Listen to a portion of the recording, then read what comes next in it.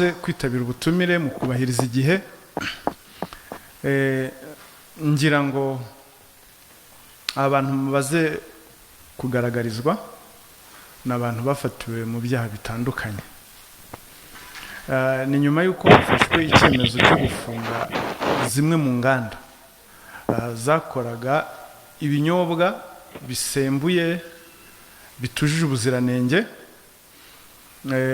Hafashwe abantu batandukanye mu gihugu hose, hafungwa inganda zitandukanye.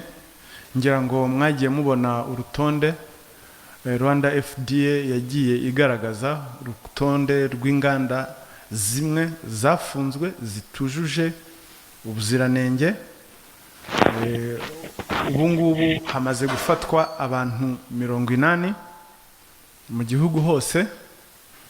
Aba 16 tubagaragarije bafatiwe mu mujyi wa Kigali. Iperereza kandi n'ubu rirakomeje. Ngira ngo ni operation yatangiye itariki 20 Nyakanga, ikaba izakomeza, kuko mu by'ukuri nta kintu na kimwe cyaguranwa ubuzima, nta kintu na kimwe cyasimbura ubuzima bw'abantu, kuko ibi byose biri gukorwa ni kubw'ineza ya rubanda, kugira ngo ubuzima bw'abantu, ubuzima bw'abanyarwanda bukomeze kubungabungwa, hatagira umuntu wihisha mu cyuho icyo ari cyo cyose cyaboneka kugira ngo agwize amafaranga ariko yangiza ubuzima bw'abantu. Abantu rero bari gukorwaho iperereza bari mu byiciro nibura 5. Harimo abakozi bakora muri leta, bashinzwe ubugenzuzi, gutanga ibyangombwa mu bigo bya leta bitandukanye. Hari igice cya kabiri cy'abanyir'inganda, hari ikindi gice cy'abakozi bakora mu nganda zafunzwe, abayobozi b'inzego z'ibanze, ndetse hari n'abandi bantu bagiye bafatwa bakora mu buryo butazwi. Hanze hababyita ngo bakora ngo kinyeshyamba, ugasanga arakora inzoga ziri ku isoko ariko nta hantu na hamwe yanditswe, nta rwego na rumwe rumuzi. Abantu nabo bagiye bagaragara. Abafashwe rero na aba 16 naba bakurikira, bari mu byiciro bibiri: icyiciro cy'abanyir'inganda n'abakozi bakora mu nganda zimwe zafunzwe. Abangaba tuberetse. Abafashwe rero twavuga aba Ingufu Gin, hafashwemo 3: Ntihanabayo Samuel, ngira ngo izina rye murarizi, hanze aho ko bamwita, ni umuyobozi mukuru w'ikigo cya Ingufu Gin. Hakaba Twahirwa Fulgence, umugenzuzi w'ubuziranenge mu ruganda rwa Ingufu Gin, aribo bitwa ngo ba quality control. Na Katushabe Donias, umuyobozi w'ishami ry'umusaruro, aribo bita ba production manager Ingufu Gin. Hari n'abandi bafashwe bari muri byo bita Keri, n'uruganda cyangwa company Keri Test and Nutrition Rwanda, nabo hafashwemo 3. Hari uwo bita Oluwatosini Ajayi, n'umuyobozi aribo bita ba operation manager ushinzwe ibikorwa by'uruganda. Kayihura Mudahogora Belinda, umuyobozi w'imicungire wahakorerwa ibikorwa, umuyobozi w'imicungire ariwo bita ngo site manager and production manager. Hakaba na Hamudun Alpha Peter, akaba ari supply chain manager. Uru ruganda rwa Keri Test and Nutrition bo bakora bya bintu mujya mwumva bita ngo ni flavor. Flavor mu Kinyarwanda ubwo ni bya bintu bihindura impumuro ndetse bigahindura n'uburyohe bw'ikintu. Uyu rero iyi company buriya niyo ya supplyingaga ibyo bita flavor muri aba bantu b'abanyenganda bose. Hanyuma hari nabo bita Biohap, Ebeneza Company na Sakaza Fruits Processing, harimo Ndayisenga Juvenal, akaba ari we nyiri uruganda rwa Biohap. Gatare Eric nawe ni nyiri uruganda rwa Ebenezer Company. Safari Gilbert umuyobozi w'uruganda mu ruganda rwa Sakaza Fruits, babita factory manager. Noneho no kwa Sina Gerard na Sakaza Fruit Processing hari uwo bita Bereti Alexandre, n'uwo bita umuyobozi ushinzwe umusaruro mu ruganda rwa Sakaza Fruits, production manager, na Uwishema Olivier umuyobozi ushinzwe umusaruro mu ruganda rwa Sina Gerard, production manager.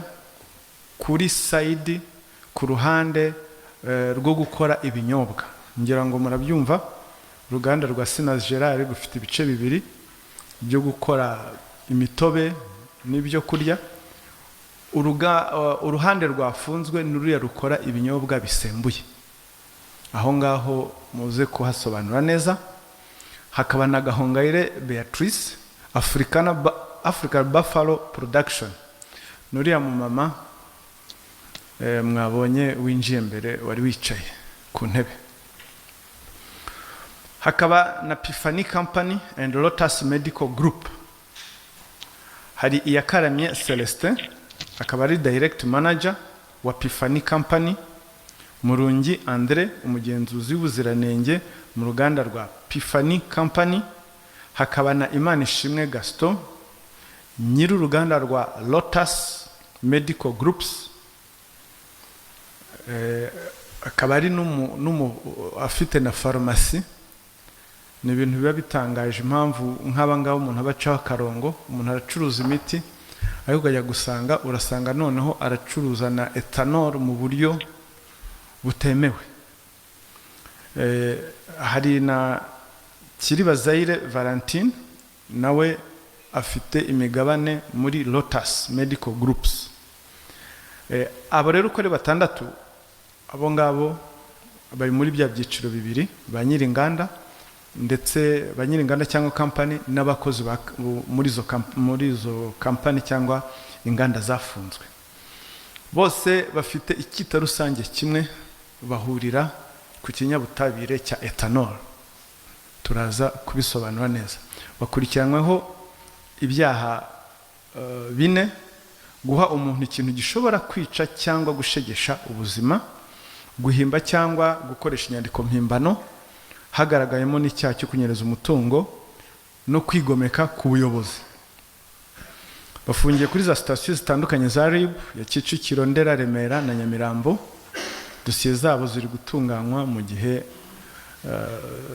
cyagenwe n'itegeko zizoherezwa mu bushinjacyaha. Impamvu rero zashingiyeho zimwe mu nganda zafunzwe, ngira ngo muri operation yakozwe dufatanyije na police n'ibindi bigo bya leta bifite aho bihuriye n'ibi binyobwa bidasembuye, hakozwe operation. Akaba ari nayo mpamvu mubona twicaranye n'umuvugizi wa polisi, nawe araza kugira ibyo asobanura abanyarwanda mu buryo burambuye bw'impamvu ifungwa z'izi nganda. Impamvu rero zashingiweho ni nyinshi, ariko turagerageza kuzihina mu buryo bwumvikana kandi bworoshye.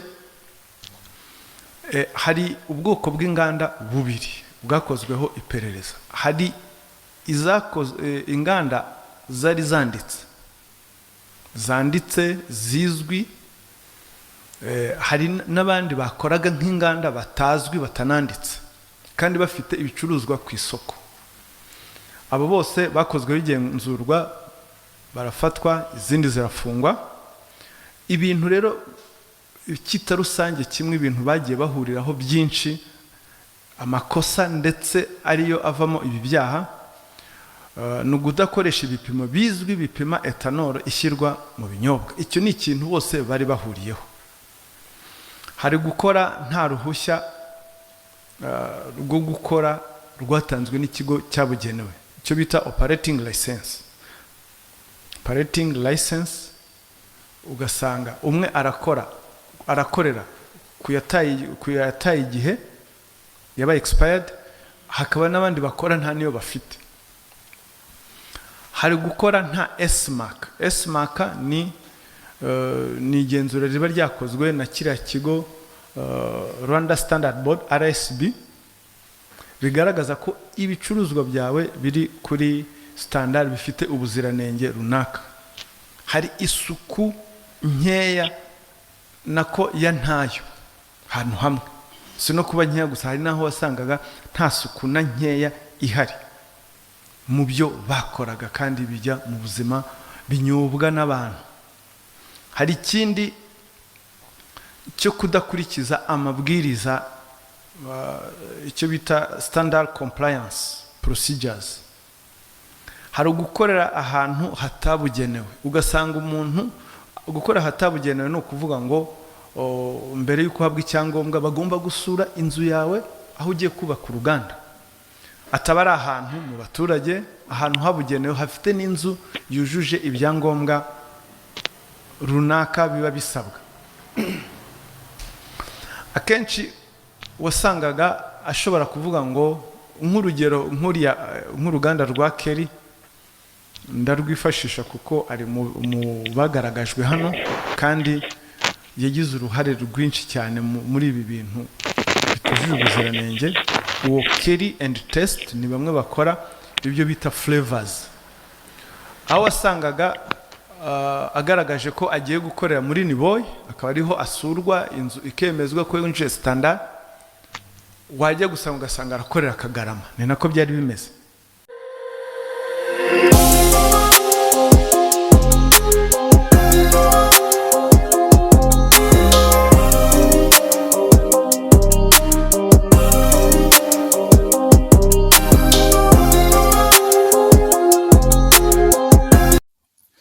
Tubahaye ikaze nanone, reka tugaruke Shami 1 TV nk'ibisanzwe.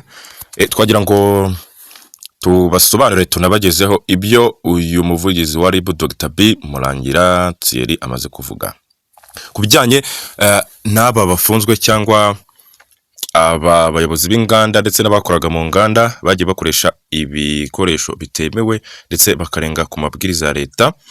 Hari umuyobozi akaba na nyiri uruganda Ingufu Jenny rwengaga ibinyobwa bisembuye bitujuje ubuziranenge.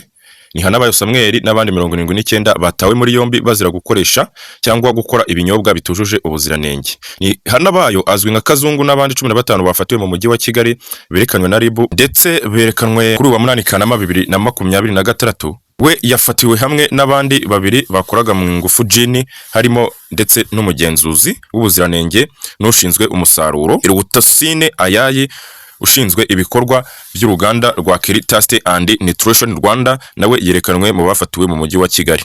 Abandi berekanwe harimo abo mu ruganda rwa Ebeneza Hub, Sakaza Fruit Enterprise, Urwibutso, African Buffalo, Pifani Company na Retas Medical Group. Kuva tariki ya 2 Kanama, ikigo cy'igihugu gishinzwe ubuziranenge bw'imiti n'ibiribwa Rwanda FDA cyafunze inganda 148 zikora inzoga zitujuje ubuziranenge, kinahagarika ibinyobwa zikora. Ibyo ngibyo byakozwe na Rwanda FDA. Iki cyemezo cyafashwe nyuma yaho isuzuma rigaragaje ko izi nganda zashyiraga mu binyobwa byazo etanol idatunganyije neza, yangizaga ubuzima bw'ababinywaga. Leta y'u Rwanda igaragaza ko kuva Mutarama 2023 abantu 50 bishwe n'inzoga zitujuje ubuziranenge ije n'abarahuma. Mu gihugu habarurwa abantu 11,000 babaye imbata z'izi nzoga. Umuvugizi wa RIB Dr. Murangira Thierry yasobanuye ko abari gukorwa iperereza barimo abakozi bashinzwe ubugenzuzi no gutanga ibinyobwa mu nzego za leta, ba nyiri inganda ndetse abakoraga mu nganda bose bafunzwe.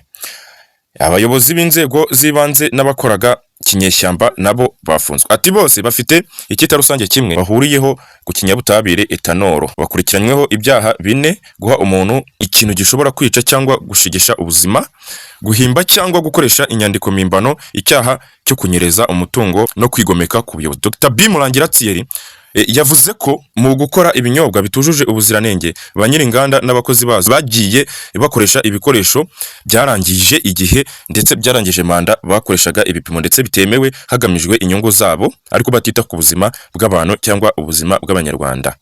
ndetse no ku ngaruka bigira ku baturage. Ati ubu ngubu hamaze gufatwa abantu 80 mu gihugu hose, 13 bagaragarijwe bafatiwe mu mujyi wa Kigali. Iperereza kandi n'ubundi rirakomeje. Mu by'ukuri nta kintu na kimwe cyaguranwa ubuzima bw'abantu, kuko ibi byose biri gukorwa n'inzego ndetse biri no gukorwa no ku neza ya rubanda. RIB yasobanuye ko mu bugenzuzi bwakozwe ku bufatanye n'inzego bireba byagaragaye ko hari inganda zakoraga zitanditse ndetse izindi zigakora zitujuje ubuziranenge, ndetse n'izindi nganda zigakora batarabiherewe uburenganzira cyangwa ibyangombwa by'ubuziranenge, ndetse zimwe zigakora zidafite n'isuku, kudakoresha ndetse no kudakorera ahantu habugenewe no kubangamira ubugenzuzi. Muri ubwo buryo rero nk'uko tukomeje kubibereka, abangaba bagiye bafatwa, hakomeje hagaragazwa uyu nguyu Kazungu wa Ingufu Gin Company Limited, nawe akaba ari muri bamwe batawe muri yombi, ndetse akaba arakoze ibijyanye n'ibinyobwa byagiye byangiza rubanda, ndetse hakaba haravuyemo bimwe na bimwe byagiye byangiza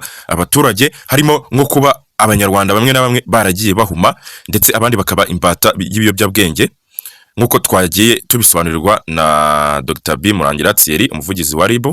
Rero n'ahandi ushobora gusanga amakuru yizewe, kurikira Shami 1 TV. Niba ari bwo bwa mbere uje, kora subscribe, niba kandi warayikoze ukore like kugira ngo dukomeze tubane. Ibindi nabyo ndagenda bibagezaho 5 kuri 5, dukomeze tubane kandi mukomeza mukunda Shami 1 TV.